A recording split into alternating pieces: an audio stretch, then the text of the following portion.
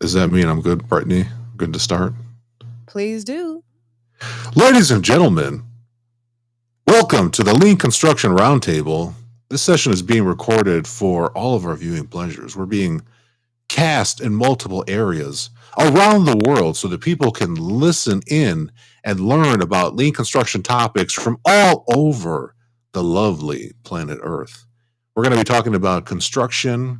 We're going to share some ideas today about things that you can try and be inspired with on your projects now, this morning, this afternoon, this evening, later this week. My name is Felipe Engineer Manriquez. I work for a large general contractor, McCarthy Building Companies, here in the United States by day, and by night, and by evening, and by even the dream time. I am the host of the EBFC show, the Easier, Better for Construction podcast, where I bring on guests from all over planet Earth to talk about what they're doing to make our industry better, to make it the industry where people want to come and play and make a career. So, ladies and gentlemen, my name is Felipe. I will be helping moderate this first hour. Let's go around, people moderators on the stage. Say hello to the beautiful people here, and then we'll begin shortly. The only rule in this room is to be cool. I mean, there are rules. You can read the rules in the room, but be cool with each other. And if you're in the audience and you'd like to ask a question, feel free to raise your hand and we'll bring you on up. Let's go around. Jen, say hello to everybody, please. Good morning. I am Jennifer. I work for another large GC here in America, and Robbins and Powerful Morton. Robbins and Morton. It's okay, Jen. You could say it. I was like doing like you. I was like building up to it, and then I was just gonna bam it. Oh, bam. Let's here. Go round two, Jen. That's okay. Let's Yeah, that's iterate. okay. Iterate. Let's go one more time. Don't let me Okay. mess with your mojo.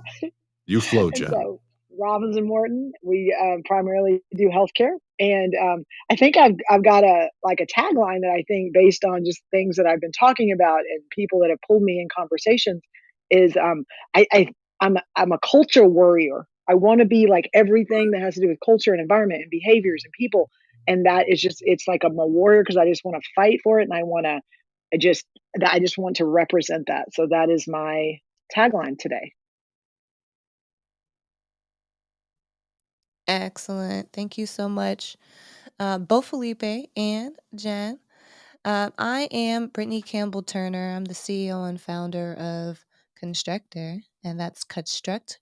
Double R. The double R means shared risk, shared reward, because we're excited about collaborative, integrated contract types specifically for construction that help to support the culture that Jen is talking about. So, with that, I'm the founder of the PropTech Group. If you haven't hit the little house at the top, go ahead and hit the house. We have a number of different topics throughout the week, but we do meet Wednesdays uh, to at the rise and grind time, at least for those of us in the U.S. And we are actually Marcus and I, we're husband and wife and business partners, and we are rising and grinding today after a tornado last night. So bear with us as we're just kind of adjusting here. But thankfully, we're safe and there's no damage. But yeah, just for those of you who are out there listening in live, we actually have a couple people listening to the live stream right now. If you have any questions or comments, please put them in the chat. You also have the link in the chat where you can join us on Clubhouse. And with that, I'll pass it off to Marcus.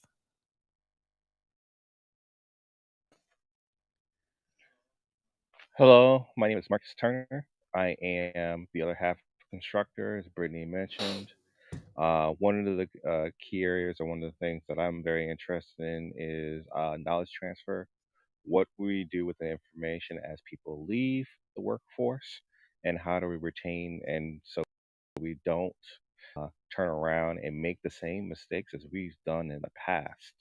Secondly, about that is I am very interested in different motivation strategies about how to make more work fun and enjoyable. So I am always looking for ways to gamify activities that we do in the workplace, so everyone feels more motivated and rewarded.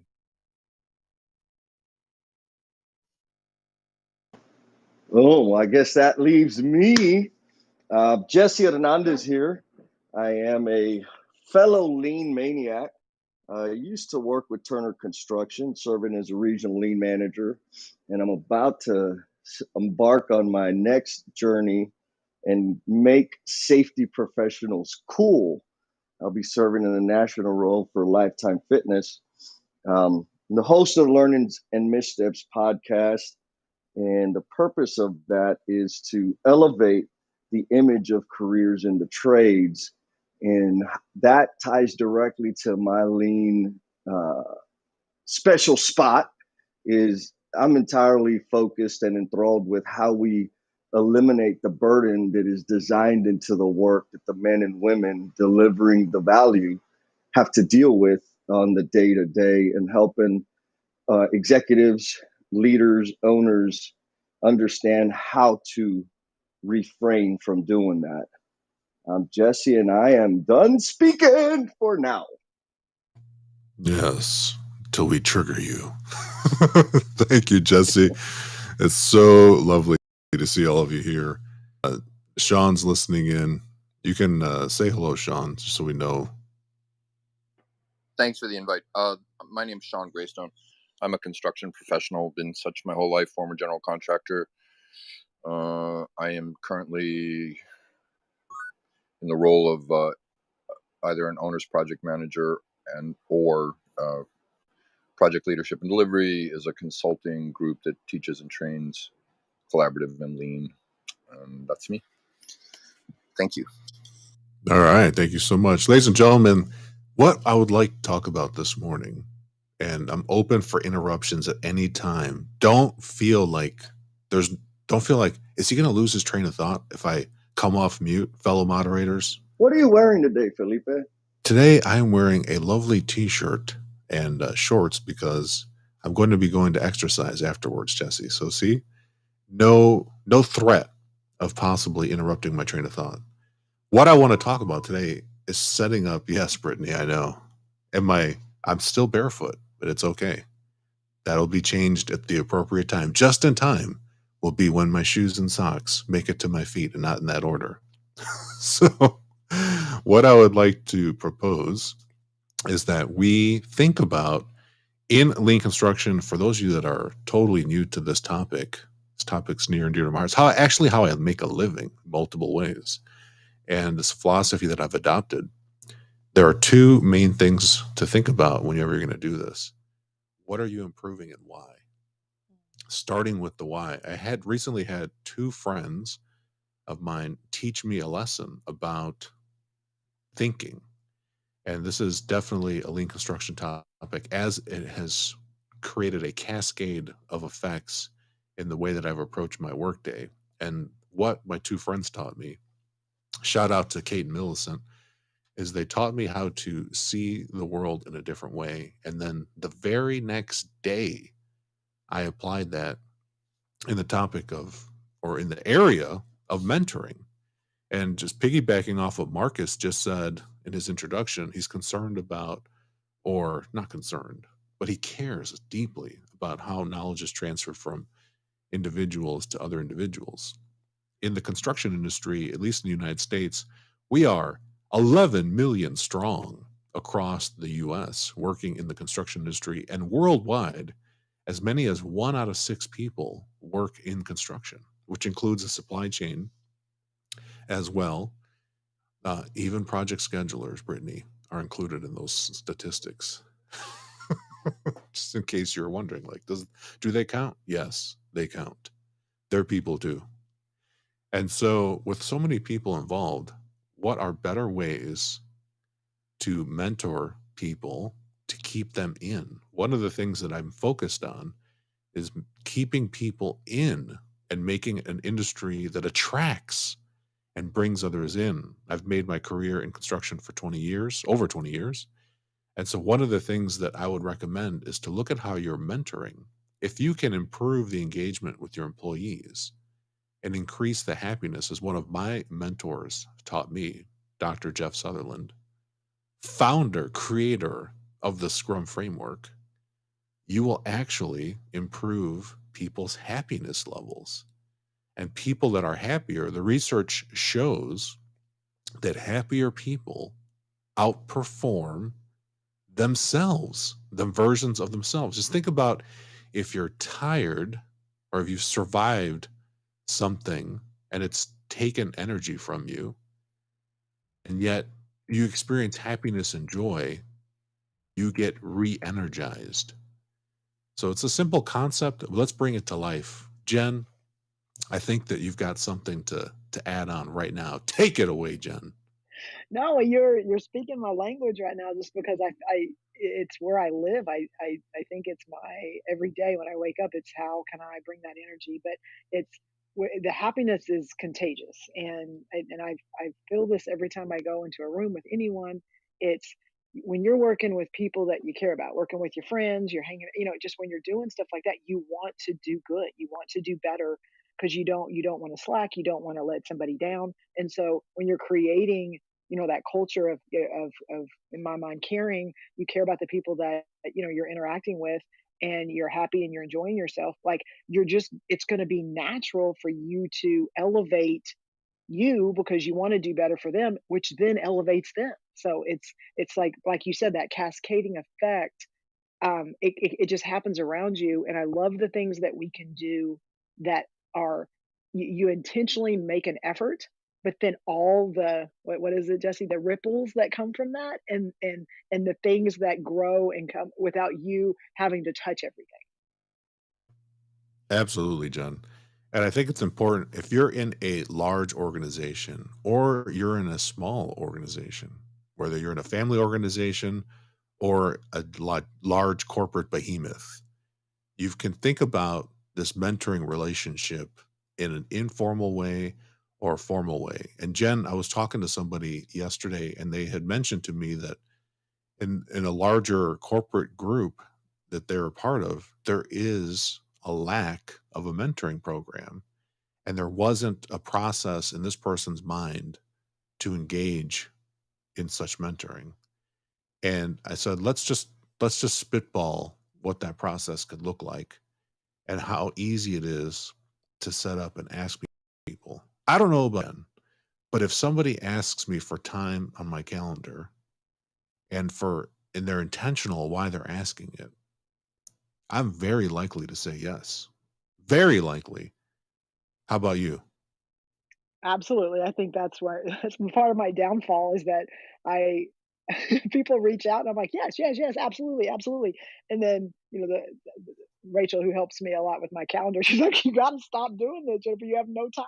So it's, early in the morning, late in the afternoon. But again, I want to be able to be available, to even have those conversations, because if they're reaching out, then they have a need, they have a want, and for someone to make the effort to even ask the question, which puts them in a vulnerable spot because, they're saying, I don't have something and I need it. Like I want to completely give them that time because I don't want it to go away. Absolutely. So in this, like I said, whether you're in a company that has formal mentoring programs or informal, all of us have the potential to have this type of relationship. And Jen just told you that her calendar is wide open for all of you. So if you're thinking about booking some time with Jen, Rachel, watch out because we're inviting more people. And I'm the same way. Especially if there's a need. So I want everyone thinking out there like, wow, it'd be great to have a mentor. Take one more step and think it'd be great to have a mentor. And this is a person I'd like to mentor me. Okay, let's take one third step now. We're taking the third step, excuse me. We already took two steps. Step three, let's ask that individual to spend some time with us, to share their time so we can engage in the conversation. And what you could be asking for is you could even have a single item agenda with that individual. So even myself, I've benefited tremendously from the mentorship of Dr. Jeff Sutherland, who is, by all accounts, a world class hero and person who's engaged in very high level business, and somehow I still manage to get my mentoring needs met because I come with a purpose and I ask. A lot of people out there, like the person I was talking to yesterday, felt like there was no process in place. So we're identifying the process for everybody so that the end goal here, the big why would you want to have someone mentor you anyway? Well, there's an old story about a person in a village that needs to go on a journey. And when they have the idea to think where they're going to go, they look around and they see footsteps going in different directions. And if you're looking out into the distance with vision, which is the big buzzword nowadays, and clarity, Sean brought up earlier, you're going to notice that taking certain actions or certain steps get you closer to where you want to go. All you have to do is step in the footprints of people that have taken the path, the journey before you.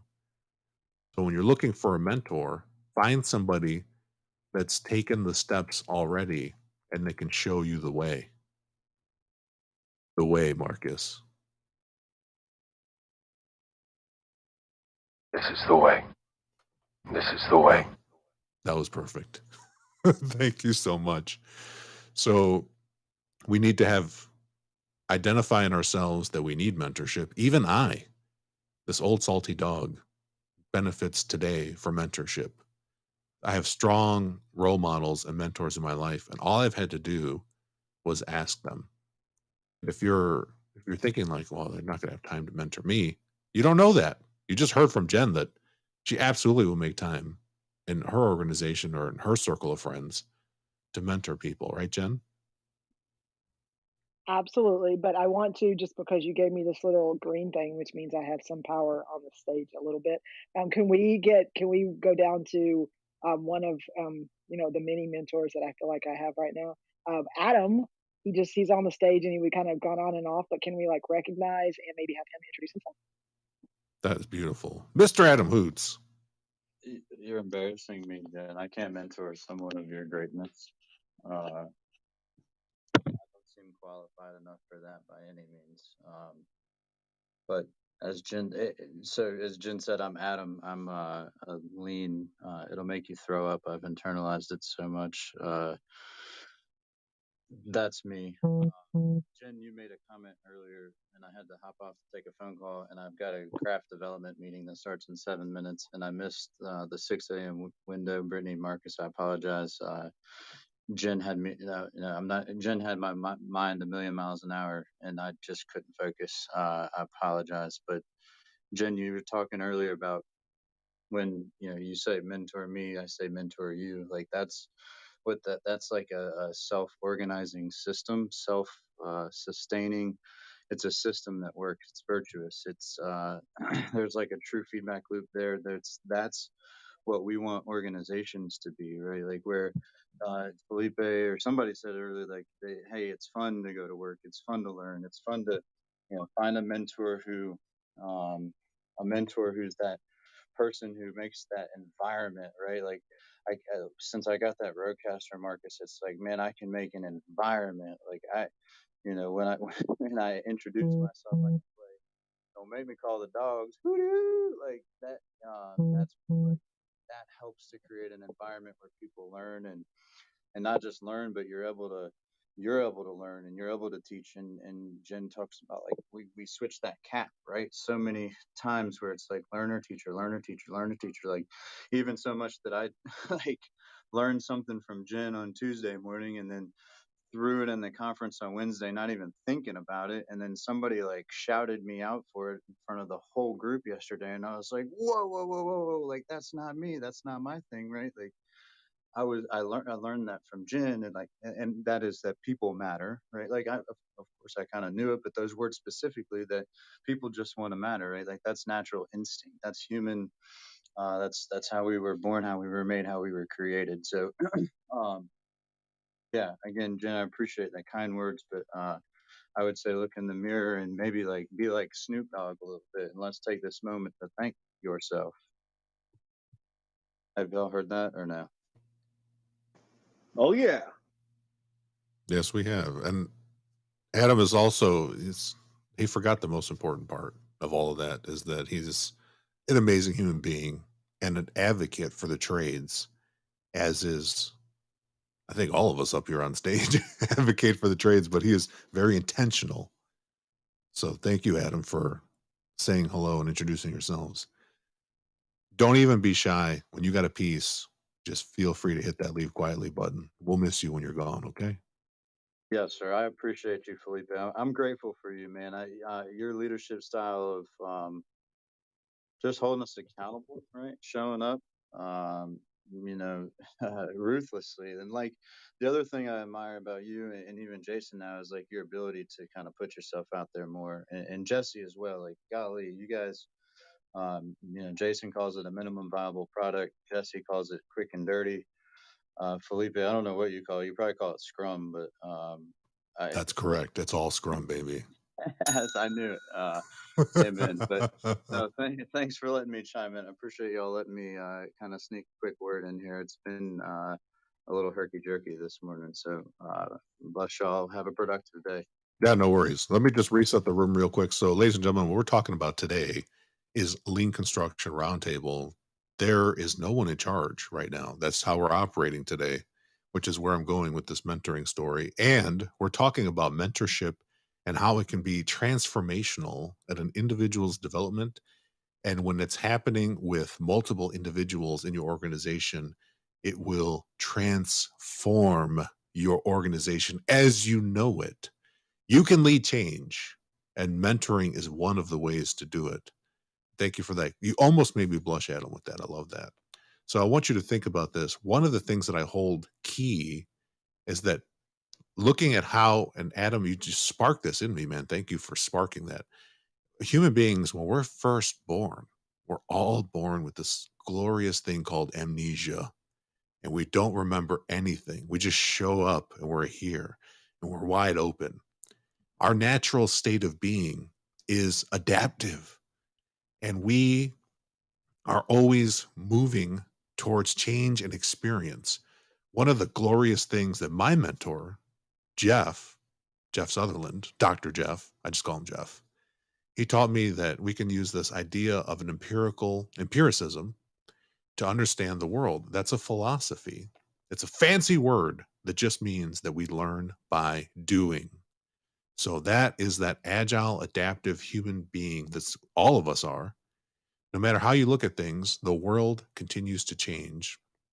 And arguably, the more time or the more times you've gone around the sun, the faster that change seems to occur to you versus when you're younger. So every day, we got to think about that and just adapt. Just you're going back a little bit towards your natural state. It's So, not Go ahead, Adam. Felipe, why do we tell people they have to go to a university then?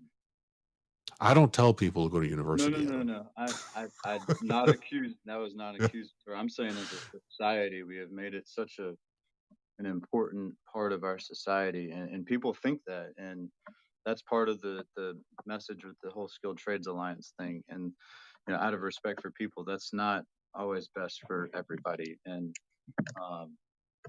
yeah, you're really hitting a spot with me right now. Absolutely. And I love how we're gonna take Adam to the freaking brink of the time here. You got like 60 seconds left.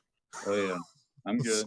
You got time. I'm prepared for that meeting. All It's right, man. actually with a bunch of crafts folks, and or it's just kind of the leaders of them, and we're talking about craft development and player card system, and how we've got a bunch of trainings coming up where we're getting them directly involved with some of this lean stuff as well. So anyway, with that, I'm going to drop it. Felipe, preach. So this is one of the things that I was talking about with one of my mentees yesterday, Adam. My mentee said to me, "You don't see people the same way." And I'll go back to Kate and Millicent. They told me the same thing on Monday. And like a good friend, they assigned Felipe homework to do. I'm not in school right now, but I guess school's always in session. Always learning, baby. Always be learning. ABL. And so they sent me this podcast by Simon Sinek where he had interviewed a guest, and this guest was talking about their philosophy. And the person was a mentor to many people. And they were even volunteering their time in high schools and universities to engage with students, future leaders in society, high school and university, because Adam, the mentor, recognized that college isn't for everybody. It's absolutely not for everybody. And so they said most people see the world. This is through this mentor, and Simon considered this person a mentor of his, a mentor of Simon Sinek. Wow, so it's good, a good podcast. And he said that a lot of people see structure and organizations as pyramidal, like a pyramid. Few people at the top in power or in control or guiding or leading, whatever adjective you'd like to use, and then many people at the bottom doing, actively engaged. And they said the big change over the last decade has been to turn pyramids upside down with this concept of servant leadership. And then the mentor, Simon's mentor, said, but there's yet another paradigm to consider that hasn't been considered. And this came from two people that I consider friends at Kate and Millicent, and they told me that they see me seeing them through the eyes of this mentor of Simon, which was not even on my radar. I had no idea that I was doing this. And they sent me an emoji of a face with the stars in the eyes. And they're like, listen to this podcast and you'll understand why this is you. You're the emoji with the star eye face. It's like this definitely warrants a listen to understand. And they know that I'm into lean construction principles and techniques and strategy and tactics. That's my jam. And so I had to understand this. And so looking at the star-eyed face, we got into a conversation, and I dare say the mentor became the mentee. And I started following in their footsteps. And to understand this, so the person, Simon's mentor, said that the third way to see things is to see things without the pyramid and to recognize that human beings are made of star stuff, which I think Carl Sagan made famous a long time ago as he was exploring out into the universe and looking at different things. We are actually made from material that is expelled from stars. That's where our atoms are from. And so this person, Simon's mentor, said, go ahead, Brittany. I thought you were missing your cue. That's all. We need to have some sound effects for stars. Oh, I don't have a sound effect for stars. It's like The one you always use for me. oh yeah. That's true. This is my every time that I see Brittany on Clubhouse sound effect. We're made from stars. So the person said the other way to see people, as he was explaining this to Simon, and this is a philosophy that he lives with the people that he's mentoring, and he's mentoring arguably thousands of people. So this I would consider this a high level mentor. And he said, if you start to recognize that people are special,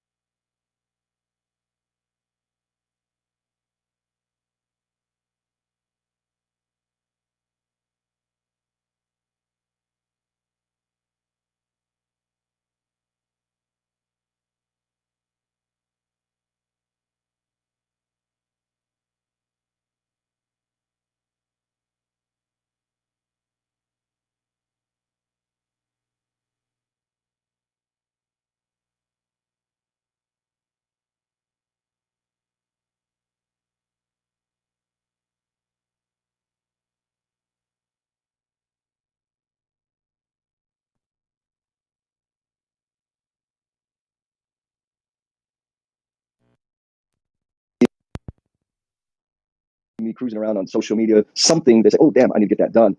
Like that is 100% welcome. So that's my thinking when I go around identifying mentors. And again, the critical piece is, do they show up the way I need them to show up? Like, do they embody the values and the respect that I want to surround myself with?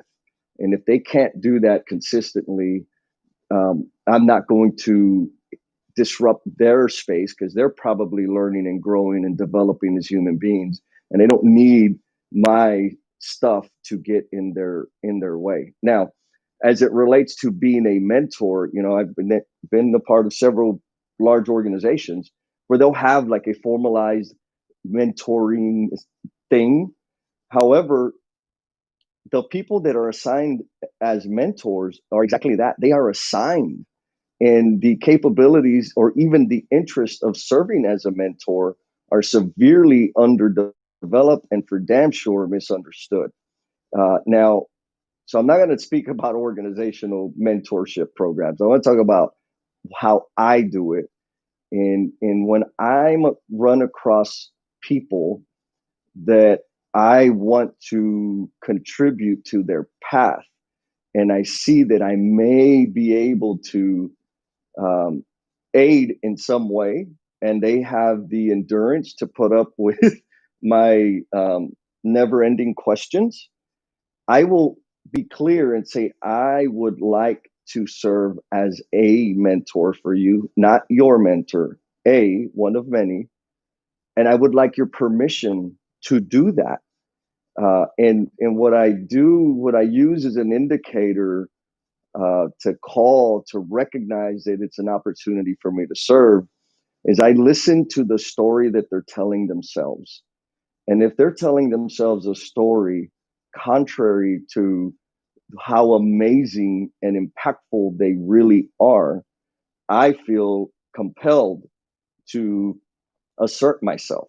And again, it is a very clear request for permission, and then go from there. And really, it is just investing the time to listen and help them examine their own thinking.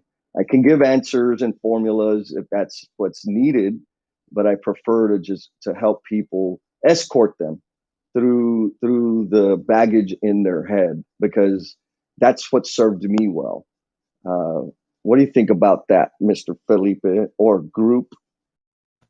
I think it's beautiful, and it's kind of you to ask their permission. That's a step better than what I do. When I hear their Coming story, like a just wrecking ball. exactly. That's how I collided with somebody this week on Monday that called me for. We had a mentoring session, and some of my mentees we meet every week, and some mentees I meet every other week, and some mentees are sporadic. It's when there's a need. And this individual had said some stuff, and at the end of the conversation, they were very appreciative of the exchange that we had. It was an exchange. It wasn't a monologue by me by any stretch of the imagination. I think I barely spoke until the last 10 minutes. And the mentee said something about, I need to follow back up with you to hold myself accountable. And I said to the mentee, I said, hold on a second. Do not do the change. Avoid changing for my validation, because it's not coming. And I told the mentee, I said, I will not validate you. That is not my function. That is not my role. That is not the benefit of our relationship, is for me to give you validation. I said, you need to do this for you. And then, as a side effect, I'll be proud and happy. And this will be valuable. But don't do this for my approval, because it's never coming if you're doing it for that reason. I'll withhold it. And I said, there will be no follow-on session. In this particular example, we're going to conclude, you're going to take the action that you've agreed to for yourself. And the next time we collide, I will see growth. or not. It's up to you. No validation is coming. Brittanie, you want to go ahead and reset the room? I sure can. Thank you so much for the opportunity, Felipe. I first and foremost want to just acknowledge John, Sana, Alan, who have just joined the room here on the stage, our co-moderators. Also, welcome Melissa. And then Nawale, Marlo, I don't think I've seen you in the room here before, but welcome, welcome. We are the Prop Tech Club. I'm the founder, and really, we talk about better ways to do things in the built environment space. We are a team, an extraordinary team that really doesn't think of ourselves as extraordinary. We think of ourselves as people who see challenges in front of us, and we want to be culture changers. We want to adjust the way people approach things and influence people by encouraging positive mindset in order to ultimately enjoy what we do more and have others enjoy what they do more, and ultimately have the byproduct of more efficient outcomes, more successful outcomes, more valuable outcomes, which is hence the lean topic that we talk about on Thursday mornings every week. Valerie, thank you for joining the room. Valerie and I had an awesome call earlier this week, and she is a mentor to some amazing women as well. So just want to acknowledge today the topic that Felipe kicked us off with is the importance of mentorship and how it allows for personal growth. And how personal, he didn't even tie this to the day-to-day things, but I think Felipe, what I'd like to share as far as what I've gotten as value from this conversation is when you have a mentor-mentee relationship, whether you're regardless of what side you are on the table, if you will, there's an opportunity for growth, personal growth, and professional growth, which can allow you to be that much more impactful. This person can be aligned with your values, your purpose, and ultimately allow you to be more effective in anything that you do. And as all of us are on a path of continuous improvement, always wanting to pursue something better, something more. And what we do here on Thursdays, we come here, this is a river. We come to drink. We come to learn from each other. And I just want to just want to reiterate that from last week. We feed each other, and we also are here to help those who come into this room and solicit feedback from individuals who have value to share as well. So that being said, I would love to give John an opportunity to introduce himself, Sana, Alan as well, and then Felipe. I don't know how much time you're going to hang out for now, but would love to see where the conversation will go from this mentorship initiation. So, John, have at it. Well, thank you, Brittanie. Good morning, all. Happy Thursday. I'm John Zahara with Integrated Facility Solutions out in the Chicago area. And I think this is a great topic, the topic of mentorship and how it works. Like, what's the actual role of a mentor in your life, and who are the people that you consider to be mentors? Who are the people that you actually mentor? It's important. It's really important. So glad to be part of the conversation. Sana, good morning. Good morning. Thank you for resetting the room so I could understand the theme. I love this theme. I'm Sana Dinding. I'm a director of product development and marketing for a component company, electronic components. So not in the industry like everybody else here, but I have a lot of knowledge around lean product development, and I'm always looking on how to improve. And with the mentoring, I think there's so many great conversations you can have, and sometimes you don't even think that actually what's happening is mentoring each other.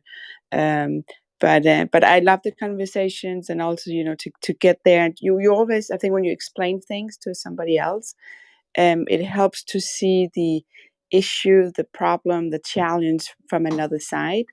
And a couple of times, just to explain it, when I do that, then I'm like, oh my God, this is what I should do. So sometimes you're mentoring yourself as well when you actually explain the problem. So I'm looking forward to the next hour here. Yeah, Alan speaking. I completely resonate with what Sana said. I'm a little bit earlier in my career than the rest of you, but I think mentorship is the mentor-mentee relationship is a two-way street. I have had the fortune of meeting a mentor who's pouring into me, and he always says that the reason why he's been so generous and transparent with me is because he feels poured into as much as I do, and I think that's so powerful that it uplifts both parties. And I think when we talk about leadership in general, that it's a similar process. When you're a leader of an organization, at all levels are managing up as much as others are managing down. And when we come to that realization and we build that collaboration and spirit in our companies, I think that's when we'll truly reach a lean type of organization that is agile in their thinking and gets the stuff done. Done speaking. Thank you, Ellen. That's beautiful. Brittanie, I have a place I'm going with it to bring it back home. It just takes the journey. The river is still flowing with the good current. So let's keep it going. So a lot of the times when, like we were talking earlier this morning about why do we even seek out mentors or why we give mentorship, I think Sana and Ellen just gave some beautiful reasons why. And John has acted as a mentor to me some years ago. And he was just, I'll call him an unwilling, unknowing mentor. But thank you for that. I've benefited immensely from that, John, early on. There are, in organizations, if we go back to the companies we work in, where we give so much of our time to, there might be a handful of goals as to why an organization is seeking to transform or adapt to the market. One often goal, which I'll call a dumb goal, and you can see for yourself why I think it's dumb. People want to increase revenue, increase profits, or decrease costs, which is often cited in a lean approach. That's the onset. However, the more you look into those things, you realize that matters almost not to any individual in the organization. So increasing revenue doesn't directly tie to and benefit individuals in the company. So if you're in an organization that's putting revenue goals on you and they don't tie it to how that relates to your work or how it benefits your customer, congratulations, you're not in a lean company yet. And you have an opportunity to help them understand and see that that's not the way. Decreasing costs is also a dumb goal.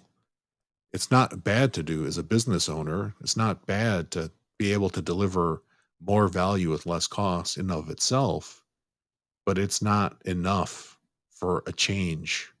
And that's why the vast majority of transformations fail inside of organizations.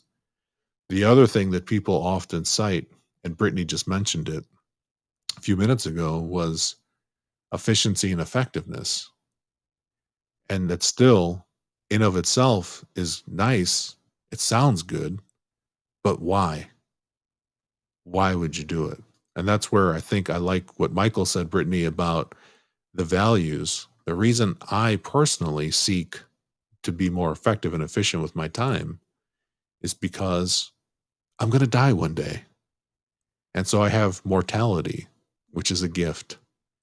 It's actually one of the things, going back to what Simon Sinek and his mentor were talking about, was this thinking that your time in this way is limited. And so capacity is critical, and living to your values is important. It fuels you. It makes your star shine brighter. Oh So no. Shine bright like a diamond. thank you, Jesse. So you want to think about those things. If you're in an organization or you're working with a mentor, get clear on what the transformation's about, what the personal growth is about, and have an emotional connection, because just chasing numbers on a page aren't going to make any kind of movement. Emotion is energy in motion. Jen, go ahead. Super quick, because I really don't want to take this to the organizational part, because I feel like there's so much content that we still haven't tapped into when it comes to just mentor and mentee. But Jesse hit on this earlier, and I think it's important to identify, but also just a way that we're kind of approaching it, and hopefully it's taking it down a different path. But the assigning of a mentor, and the assigning of somebody that now you're going to help lead, and there's just so much of that mentality and that mindset of, hey, I need you to do this. And that again is just, it's that push mentality, versus a way we're trying to change that mindset is, we have a mentor protege program, and the way that it is intended is you submit an application, and it's the mentor submitting the application for an hourly employee that they want to mentor, that will, if they go through the program, will then be brought in as a salaried employee. And I think the approach is that it's not the push. It's not the, hey, we need you to lead and help this person, but there's a relationship, or there's something that they see in somebody that is going to help them grow. And I think it's not the keys to the kingdom and everything, but I think it's a beginning and a start of how to look at things differently. Absolutely beautiful. John, just to go back to you, when I was first coming on to presenting at the Lean Construction Institute event, you were assigned to be my champion, my guide for a poster submission. That was the first time I got to hear you speak and benefit from your wisdom. You had done it before, and so I made myself go into a mentee relationship with you, and my plan was to just follow in your footsteps. Listen, be open, listen to what John's telling me. He's done this once before, at least. And then following you and your guidance allowed me to have success and to share my ideas in a meaningful way. And just coincidentally, I was talking about Last Planner System and digital solutions and software. It was a culmination of a 30 plus team evaluating different things. And some of the questions that John asked me about what I was trying to communicate was so important, so that I focused myself on listening to what I was planning to speak from the audience's perspective. And you made my presentation so much better. And I don't think I even actually ever presented to you. These are just some of the guiding steps that you put forward in front of me before I got to showtime. And so I just want to thank you, John, for your mentorship and leadership in that all those years ago. I appreciate you. Well, Felipe, I'm blushing over here. You can't even tell, but I got a beard, and you can't see my blushing, but I got message. I really appreciate that. The special thing about Lean, what LCI does as a conference, is this assigning of what they call a champion to a presenter.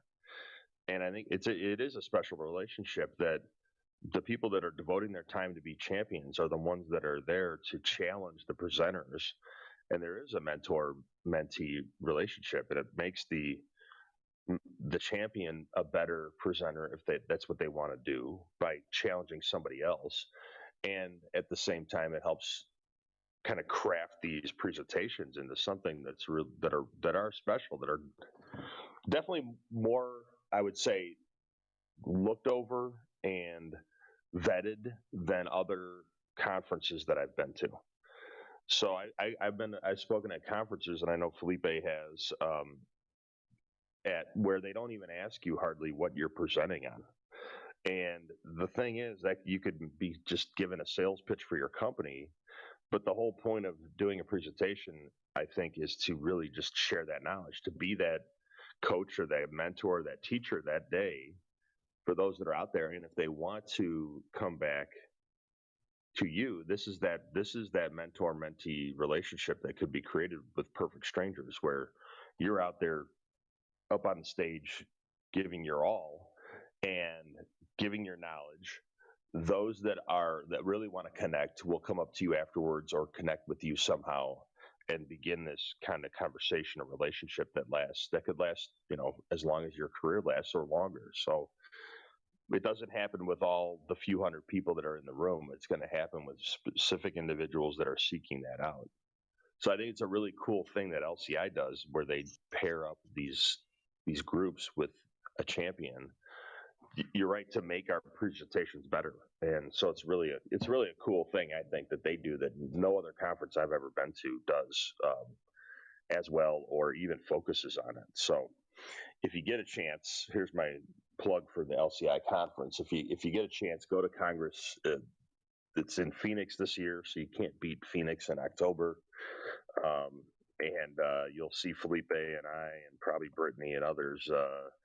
I'm assuming Jen will be there, but you'll see us walking around, talking, and having a great time. But anyway, I think, Felipe, I really appreciate the words, and we all had to start out somewhere. I started out doing that like lean lab thing in Chicago, and it was kind of chaotic. And we had to just figure out like how we were going to organize it and what it was going to be like. And I think I got stuck being a champion in the lean lab world for as long as they had it, because I was there to try to figure out how to do it the right way. So appreciate that. Yeah, you're welcome. And leanconstruction.org is where you can get more information on that conference the week of October 19th. I'll be speaking there, and there'll be many a fist bump and a hug seeing old friends there as well. Jen, I want to give a shout out to Jen too. Her leadership in the last in-person Congress that was held in Texas, beautiful Texas. Jen was the mastermind. She might say she was one of the masterminds, but from what I could see, she was the mastermind for what was it, Jen? What did Live you labs. exactly? I just wanted to hear her say it. The live labs. Yeah, so the live labs is coming back, Jen. I don't know if you know it, but it made a comeback to Phoenix, and it's going to be happening every day of Congress. And there are events. Mike Williams and I were talking about this on the live session this past Tuesday. He was sharing a preview of what one of the live lab teams are going to share and the impact that it's had on a single project. It's had multi-million-dollar impact, and people will get a chance to experience some of that magic hands-on in the live lab. So, Jen, fruits of your labor are continuing to bear fruit. Ripples of impact, baby. That's what it is. That's right. Your babies are growing up. No, that's awesome, and it's exciting, and I think just that for that conference in itself, because it was here, but just what we were able to do there, and just I think taking it from, again, Chicago. I was in Chicago. I attended those lean labs, and it was cool to see it, and then just be able to watch as we've continued to elevate those and make them better, make them more interactive, and to kind of get people engaged in them stuff. So it's exciting to see when things can change and grow and improve. We're doing something right. Right on. We are absolutely. So, just to recap for those of you coming in this morning, welcome. If you've got a question for anyone on the stage, raise your hand and we will bring you forward to say hello and ask your question. Or if you have a comment, we welcome comments as well.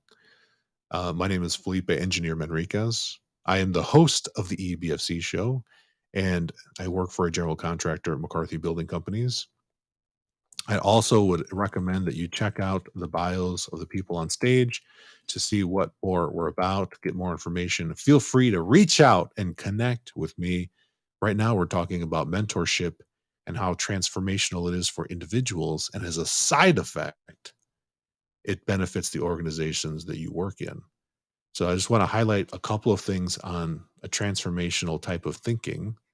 And that is that we have to first identify the need, and the need is different for all individuals. Holler at that need, give it space, let it be heard, fill the need. That will create your sense of urgency for why you're going to reach out. Find a person, like Jesse said, that is emulating where you want to be. Connect with them so that you can be able to start that mentorship relationship. Acknowledge, like Jen said, it'll benefit both of you. There will be growth. I think John said that as well. And then form a relationship that can be something where you're meeting regularly or sporadically.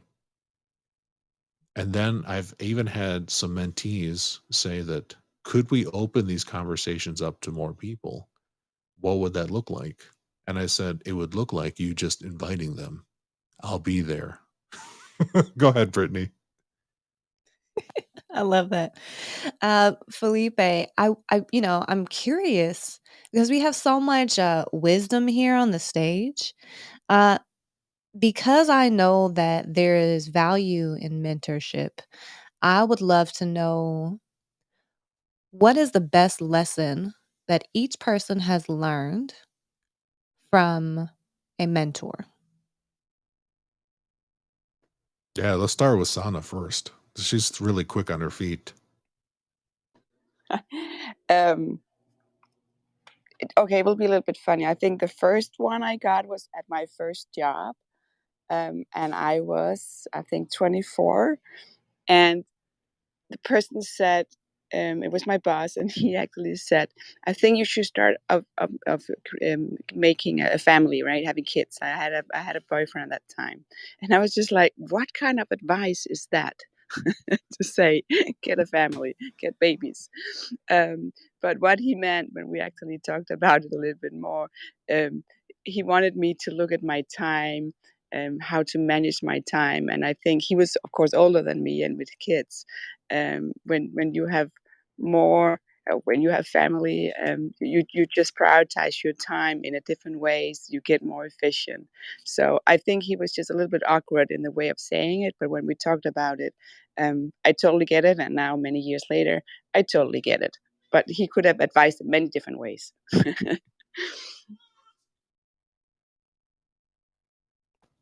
I love that. Let's go to we'll just go random order here. Marcus, how about you? All right, we'll jump over Marcus until he's ready. We'll go to Jesse. Ooh, this is a beautiful, beautiful question, Brittanie.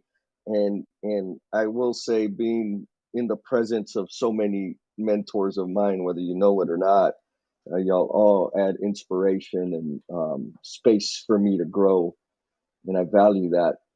One of the most significant things a mentor dropped on me was these words. He said to me, Jesse, you will never become the promise you are intended to be. You continue to live life the way you're living it.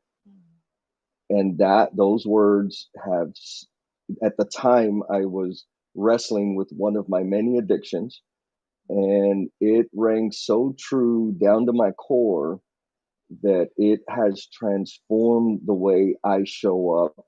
Meaning, I show up, all of me, all the time. And that's the only way I know how to identify the areas to grow and identify the spaces to serve. Had it not been for that exact arrangement of words, I would still be spinning my wheels and missing opportunities to contribute. I'm Jesse, and I'm done speaking. Awesome. How about you, John?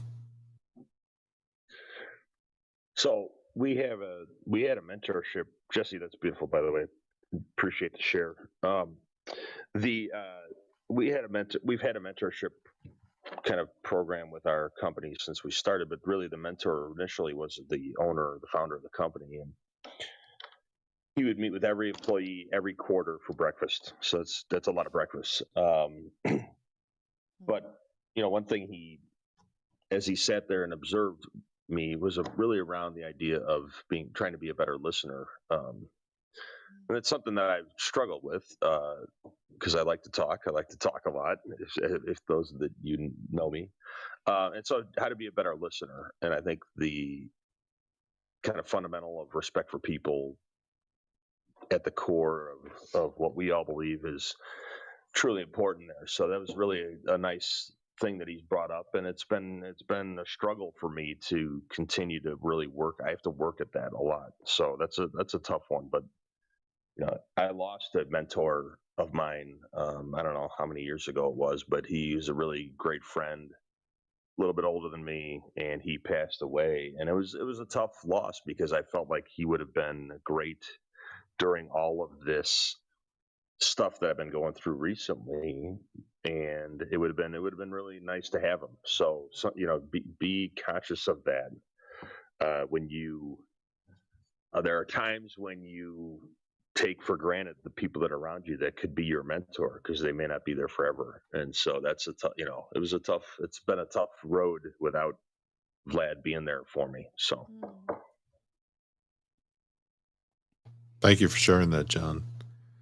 Marcus, are you ready?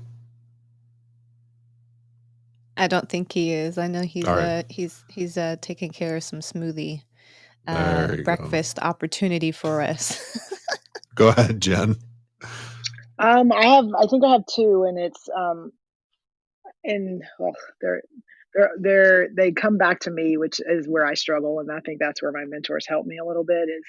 Is one of them is what value are you bringing? And I think when we started the conversation and I was listing things off like bam, bam, bam, and then the question was, okay, that's what people tell you. What do you feel you bring? And I think it completely made me stop and recognize like everything I listed was, what outwardly people were acknowledging, hey, you're this and you're this and you're this. But the question of, okay, now, Jennifer, what do you think you bring? I think just it completely, that self-reflection, that was huge. And I think we don't do that enough. And then the other question, which goes along with it is, what space do you want? What does your space look like? Where are you, and where do you want to be? Because for me, I'm just going 90 miles an hour, full speed ahead, and sometimes you just keep going and putting that one foot in front of the other, and you're not lifting your head up a little bit and looking at, okay, where do you want it to be, and sometimes you don't know that because you've been living in something. When you're a fish and you're in water, you don't realize you're in water, and so it's. And for me, it's just that self-reflection part of it, and just pushing me to have to stop and really look and answer some things that are very uncomfortable for me. That's beautiful, Jen. Yeah, for me, Brittanie, one of my mentors told me that the best thing you can do when you're not understanding something or you're uncertain, when uncertainty is high, illuminate it, shine a light on it, and come at it with all of your senses. And another mentor of mine that knows that I operate from that perspective said, actually encouraged me to talk more, which I thought was the weirdest advice I'd ever received. I know, Jesse. And you know who it was, Brittanie? It was Rex. Rex told me to talk more and to put myself out there more and share my thinking. And I know it's like Jesse just can't believe it, but powerful Rex Miller. Thank you so much for encouraging me. Brittanie, I know you got another question ready. I actually don't have another question ready. I've been thinking about the answer to my question, and Yes. and I've been so blessed to have so many mentors in my life. I've just been listening to all of you, and well, I shouldn't say impressed by what everyone's saying. I'm impressed that all of you hold on to the things that your mentors have provided for you to enhance your lives. And I see that in each of you. So I'm elated to see the growth, the evolution of that growth. I may not have seen you go through the growth process, but I see where you are now, and I'm just elated. Um, so as I think about my mentors, and like I said, I have a lot, and I've been thinking about how to re-engage some of my mentors, some new individuals as well. Um, I think about the ones that have given me some good nuggets in the past. Um, I too have someone who's left us now, and he's gone now for almost 9 years.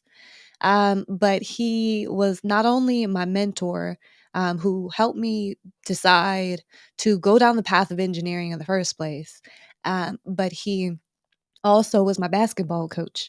And so he gave a lot of nuggets all the time. But one thing that sticks with me right now at the moment, it's a little bit funny.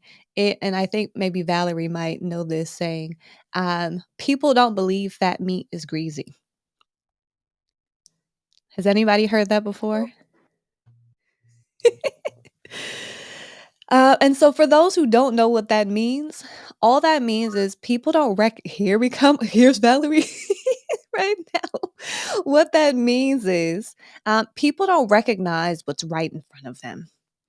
And it is, to me, it is an epiphany of sorts, when when when one recognizes that others have not seen some sort of perspective and light on a situation where it should be absolutely evident.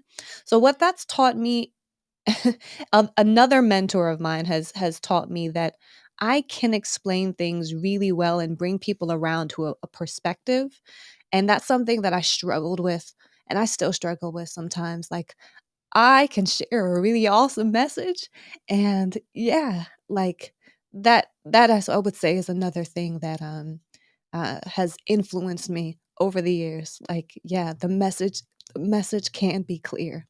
So with that, Valerie, welcome to the stage. I'd love to hear from you.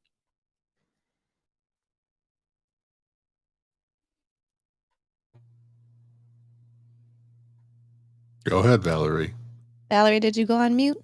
Can you guys hear me now? Yes. Well, good morning to you all. I'm thoroughly enjoying this conversation. And it's interesting when you talk about being on both sides of the table. Sometimes the nuggets are being given, and then when you're giving them out, sometimes you don't realize just through your conversation that you're giving nuggets. Um, I've been in this world for quite some time doing the work that I do. And I'm always impressed by those who are willing to have the courage even to ask for a mentor. Most people will come to the table assuming that they know enough, but they really don't. They're new to the space that they're occupying. So I think when I find young people, or just even folks in my own sphere of influence, and willing to say, you know what, I've been doing this for quite some time, but there's some things that I need to do differently, and are willing to seek out that support. So I think for me, I'm always amazed and appreciate the space to give it and to have it, to be in a mentor or a mentee position. So you guys have a great conversation going this morning, and thank you for allowing me to partake in the conversation. And Brittanie, you're phenomenal. You do know that, right? From one old basketball player to another. I didn't know. 3-time MVP, darling. What? Whoop, whoop, whoop, whoop. That is beautiful, Valerie. Thank you so much. Hussein, welcome to the stage. Go ahead and introduce yourself and give us your comment or your question. Good morning, all. My name is Fatem Khadeeb. Construction engineer. So, in response to your question, so the most powerful thing I got from a mentor. He was my manager when when I had my first leadership role on the field. I was so eager to impress, and I was working hard and pushing people. So he told me one important thing is he taught me the power of respecting people and acknowledging people and acknowledging the value they add. So and that changed my view about how to work with a team, how to work with people, and I hold that. I cherish that and hold that to my heart daily since then. And the most important thing is at every day, at every thing you do, you are both a mentor and a mentee. So it means every action you do, every decision you make, every interaction you have, it's an opportunity for others to look up at you, whether it is positive or negative. So you have to be really careful about how you undergo your own daily life, especially within a team environment.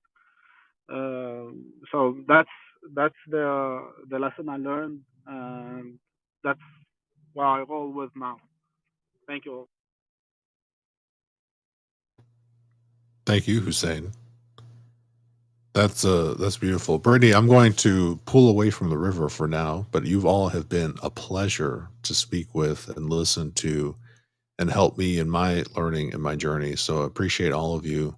I'll see you all soon. Ladies and gentlemen, if you want to hear more of this velvety voice, check my bio and get on the EBFC show, streaming at you every 2 weeks with full length interview discussions with people like these. Thank you so much, everybody. Have a great start to your day or finish strong, depending on where you are. Take care. Bye bye.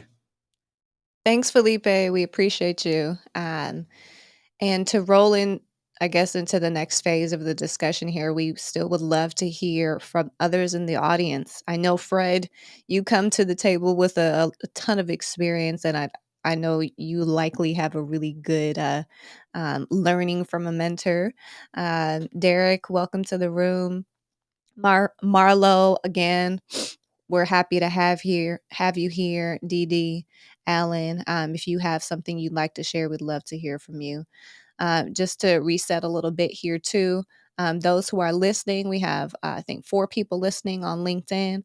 I don't know how many on Twitter or what have you, but those who are out there and listening to the conversation and getting value, we'd love to even see your best piece of advice from a mentor in your life. I think that would be awesome and get that captured here in the chat. So if you have something to contribute, please do. But I'll pass it to anyone who wants to lean into this conversation some more about mentorship. I think it's been awesome. Hey, Brittany, I was thinking about, you guys are all talking about basketball coaches, and I had one who probably was lean before it was lean to be lean when he said his famous quote was respect all, fear none. That was what he talked about. So, and I love that because, when you get up, if you're a speaker and you get up on stage, respect the audience. Remember, they're your customer. Respect the audience. There's what a great piece of advice as like a 7th grader when my 8th grade basketball coach is telling us this. And I remember it to this day, respect all, fear none. Walk into a room, you are an equal to everybody else in that room. You bring something to that room that's powerful, that's important because it's yours. And when you're standing up on stage or doing whatever you're doing, make sure you have respect for those that are around you. He talked a lot about the idea of respect for the other players, respect for the referees, and your parents and the parents of the players on the other team. He talked about all of that stuff. It was so interesting to think about. But it shows that the basic fundamentals of lean can permeate throughout our entire life and make a difference. And so it was a really cool thing when you guys start talking about basketball coaches. Jim Kane popped into my head, and I had to bring that up as a respect all, fear none. It was what a great quote from the late great Jim Kane.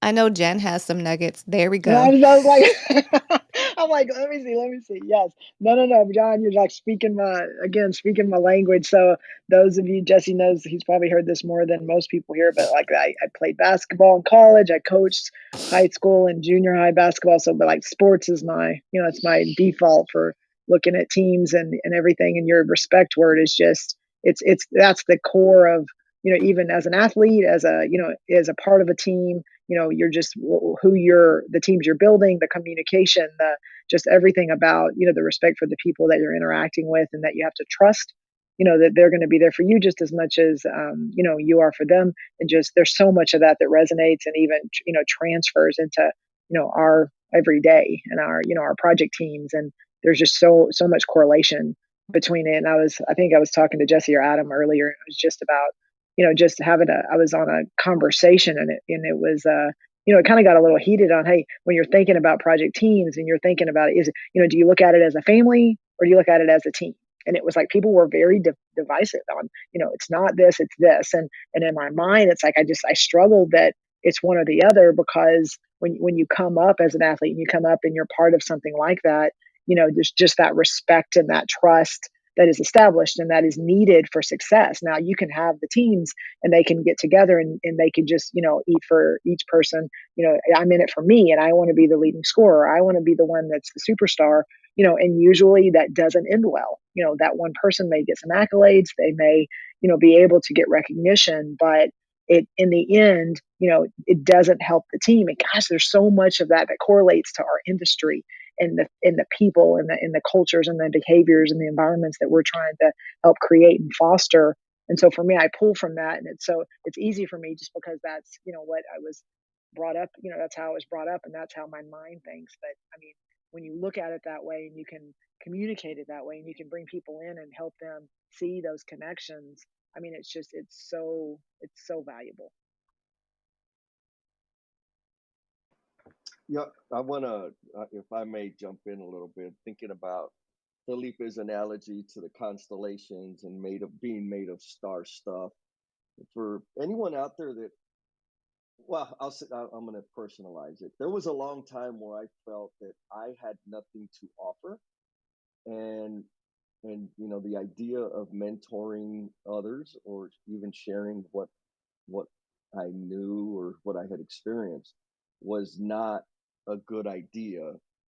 And it really, I've come to discover that not only I, but all of us, the lives that we live, the paths that we've walked, the experiences that we have can and will add value, even though some of it feels pretty darn regular, like it's nothing earth shattering.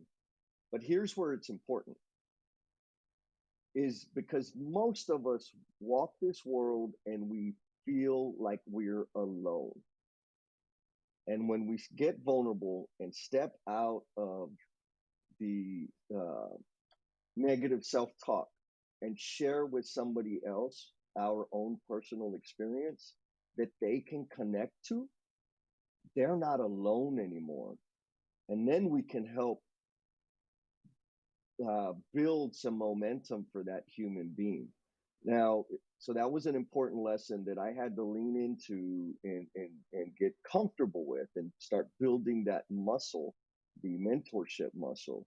And here's another thing to ponder is it's very easy to get caught up or get confined by organizational structure.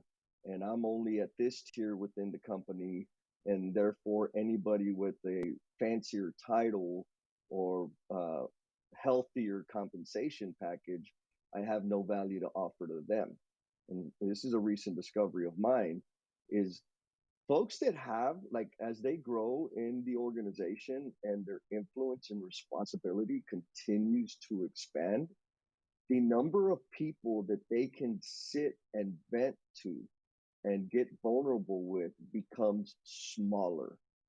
They are more and more surrounded by people that are going to tell them what they want to hear or what they believe they want to hear, because it serves that other person individually long term in terms of their career trajectory.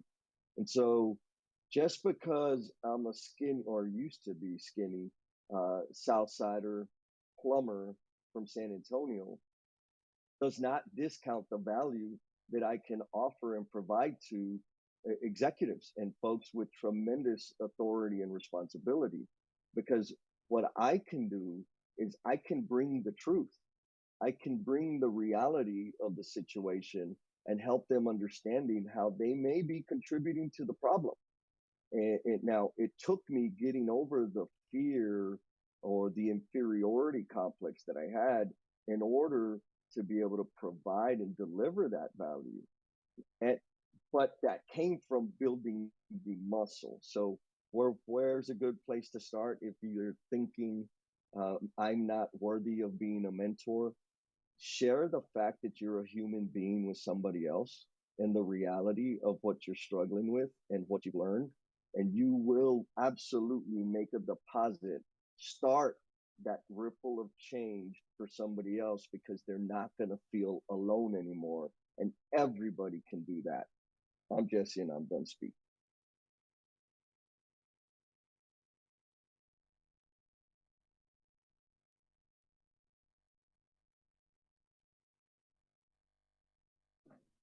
Jesse, it looks like you left the room speechless, man. I appreciate it. All good stuff. All really just amazing things about the mentor-mentee relationship and that idea of seeing people. You have these relationships throughout your life that you don't even realize was a mentor-mentee relationship. You learn the little snippets, and then it kind of can go away. It can come and go as you need it to.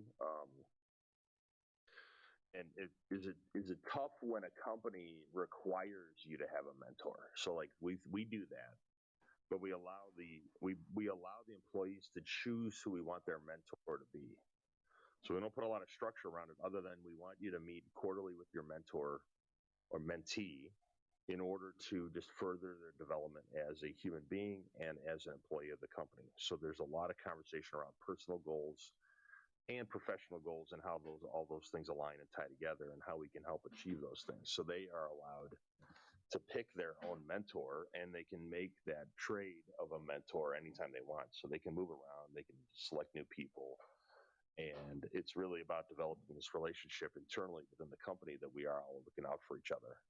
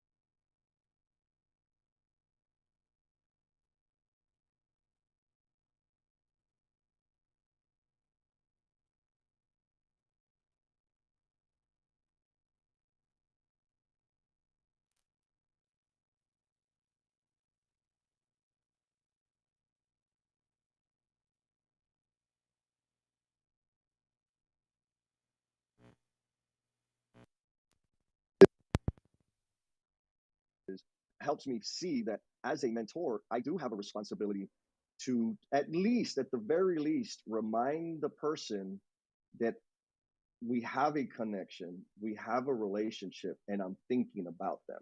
So it's not hard and fast. There's no assignments for me. I mean, unless that's necessary.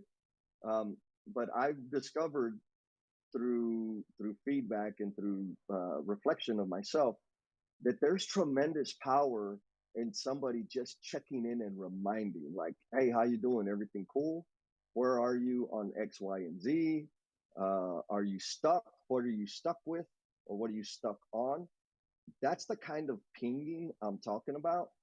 And again, the feedback I've gotten was that is the best thing that you do for me, Jesse, because I know that I may have forgotten or deprioritized what we were working on because of the urgent and maybe not so important things that are coming across my inbox, and the ping, just a regular, simple, casual knock on the door, helps them come back to center.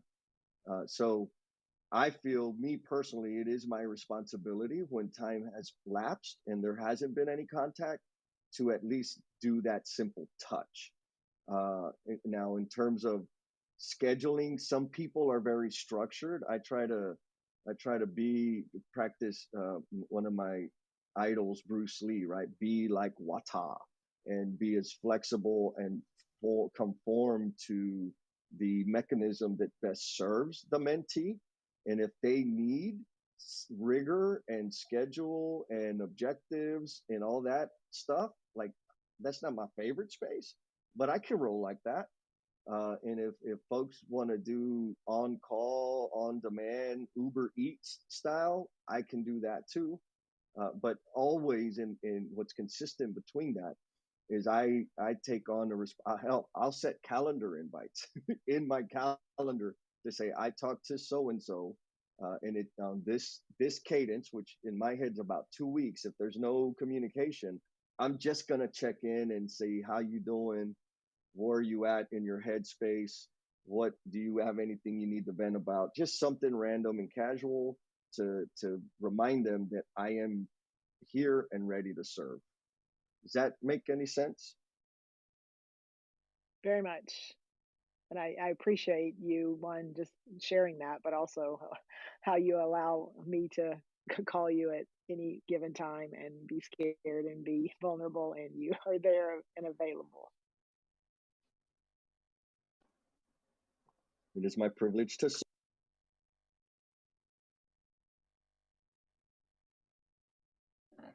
We ask our mentees to meet at least once every quarter, so 4 times a year.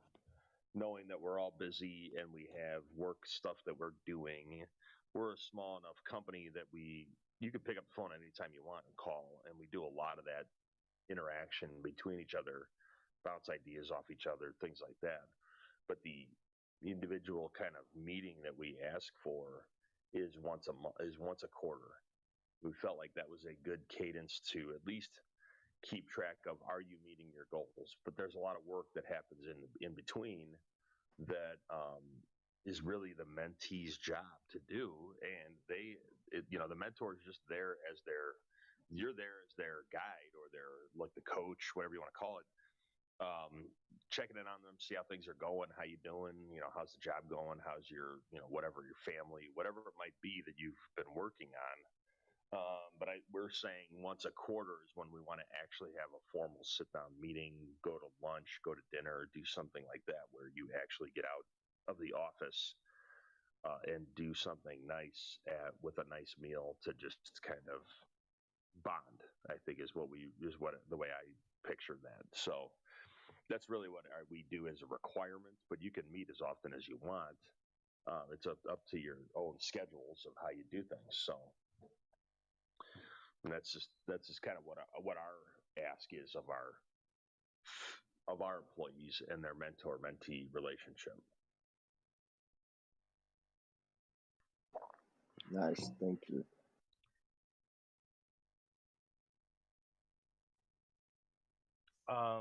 Jesse, to kind of, I guess, to echo a few things, I think for me, it's the role and responsibility of the mentee to, if you ask for a mentor, most of my mentors were created by me asking in the various different efforts that I've had. And sometimes I have dropped the ball on being able to reach out to some of those mentors. But I I do like the idea, John, that you just mentioned about as far as making sure that you are able to manage your schedule with your mentors within your organization. A lot of my mentors were outside of my corporate structure, so it was me trying to follow up with them, and it was the ownership on my end to be able to understand and be able to follow up with that. So I think the role, especially if you're going outside of your organization, you would have to reach out to them. And then for those people who feel like they definitely don't know anyone or anybody they can reach out to, one of the things I would suggest, because this is a conversation, sometimes people really feel like, hey, I don't know anybody who inspires me or that I can get information from. Sometimes the books that you read, reaching out to some of those authors, especially if the book is just released, you'll be surprised of how valuable, how freely they're willing to give you their time to be able to have a conversation with you. They wouldn't have wrote the book anyways if they weren't interested in the topic. Another way that I do it is also via podcasts. Reach out sometimes to even the podcast host would be an example as a way to be able to do that as well. I just want to welcome Fred to the stage. Welcome, Fred. Hey guys, this has been a great conversation.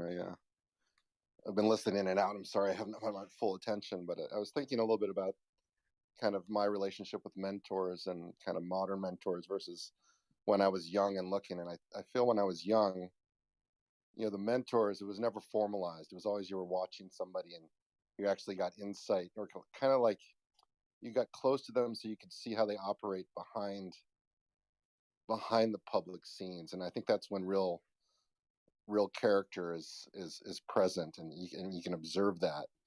And I don't know how to formalize that with people. It's an interesting conversation, but I have to say my current mentorship relationships now are with peers, and it's a lot of these mastermind groups that I'll join, and I'll meet with once every 2 weeks or a month without, and it's just having the opportunity to see somebody maybe who's not even in your same business but has the same kind of relationship to peers and community and family and responsibilities, and being able to see how they present themselves. And I think there's a reciprocity in mentorship. I think you need to be open to learning as much as you're giving, and that's when kind of that opens up. So that's just what I want to say. I've gotten a lot out of these mastermind groups that we meet, and we're able to share kind of things that are kind of behind the scenes. So I just want to support what Fred said, because I started a mastermind group 10 months ago. And in the beginning, of course, we didn't know each other, and it's virtual because it was the whole pandemic. And now 10 months later, we know each other so much better, and it's amazing to see how that group turned into that we're mentoring each other. It's never been written that that's what we are doing, but we talk about a challenge every month when we meet, and then we also talked about we share information that's more personal, right? Because we need to build that trust to each other. And it's just so great to see. So yeah, go find masterminds are really good. If you can find one, that's good. When I think we all sitting up here doing this every week offer ourselves as mentors, if you're so willing to reach out or want to have a conversation outside of this. Marcus, great idea about kind of one of my mentors is James Peace. James is out in California. We've known each other for many years now, and it was a webinar that he presented on, and I was seeking guidance on how to just get started building a integrated contract process for our client. And he presented on this, and I contacted him, and we've developed this great relationship. We present at conferences around the country. It's just really fantastic. And it started with just me reaching out and making a phone call or an email first, and him offering his time. So there's that kind of give and get scenario, but you can't be afraid to reach out if you really want to get to know that person. Like Marcus said, a lot of these folks and individuals are willing to share their time because they're passionate about it. And so I think it's a really great point that's offered up there, Marcus. Thank you.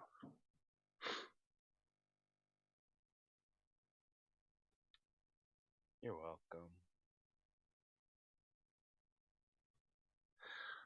Unfortunately, I got to drop off because I got to head to a hospital site that I've been working at here. Great conversation this morning. All mentoring is powerful. It's important.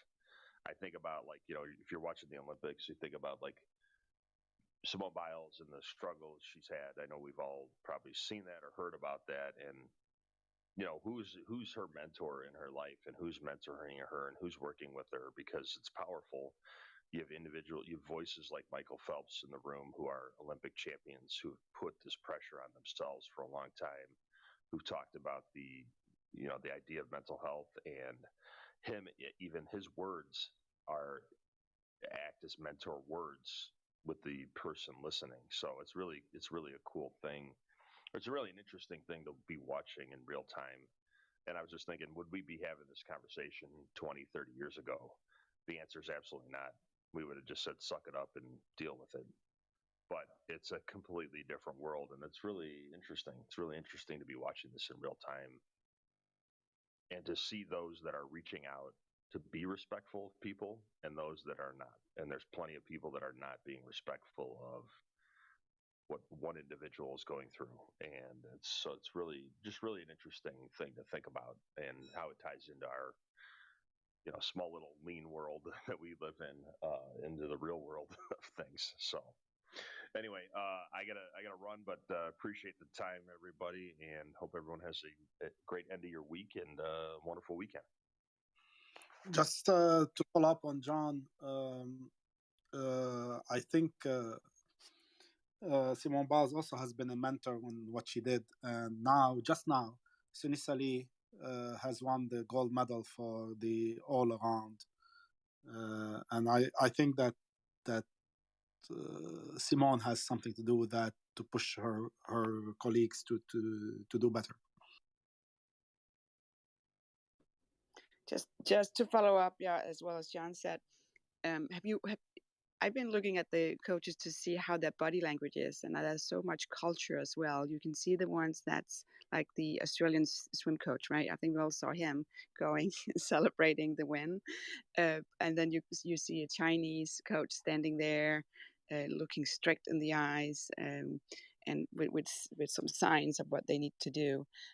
So there's different ways, and it's just still amazing how you can coach with all the different cultures, and then get all these great results. So I just love the Olympics.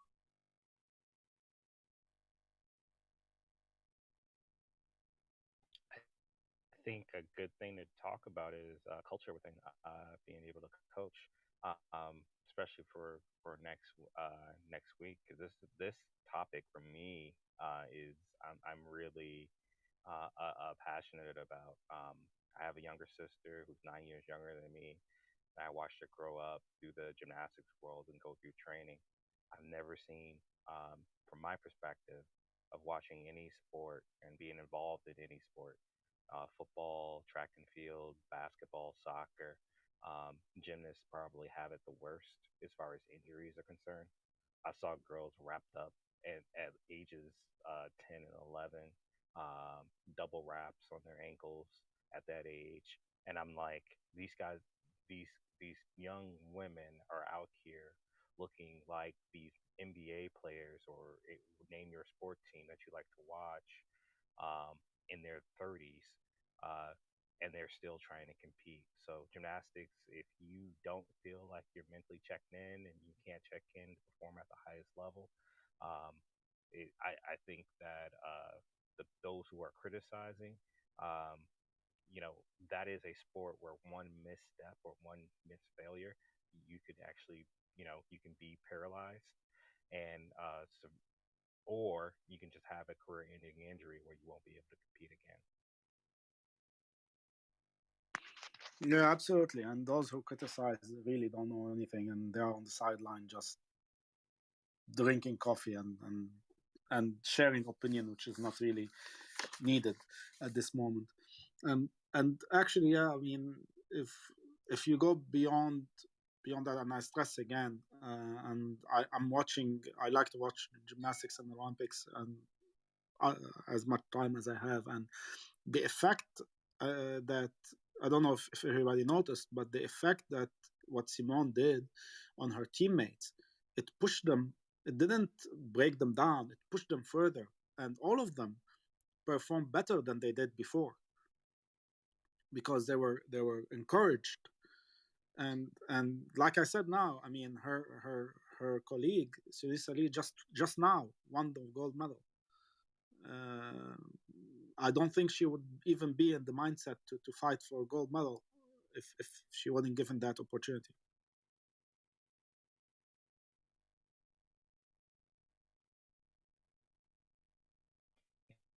Yeah, definitely. I'm very happy about this on-demand era, where I can watch things on replay. So I will definitely be watching that.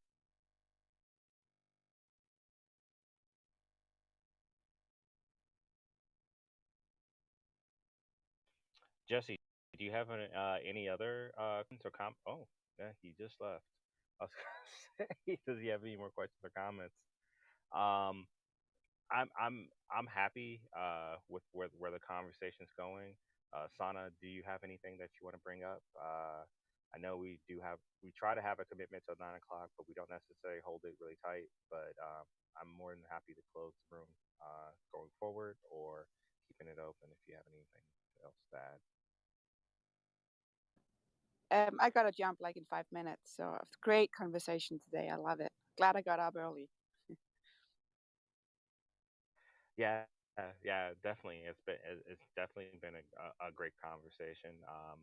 Those who are regulars in the room, we're trying to have it open up a little bit 1 hour earlier, just because we've noticed that it's sometimes difficult to keep up the hour afterwards sometimes, just because of everybody's moving schedules going forward. Uh, but our goal with this room is to at least have it open from 6 a.m. to 6 a.m. all coasts.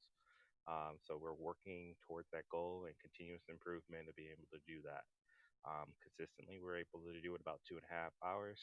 We just need an hour and a half to go. Thank you very much, everyone, and please enjoy your day.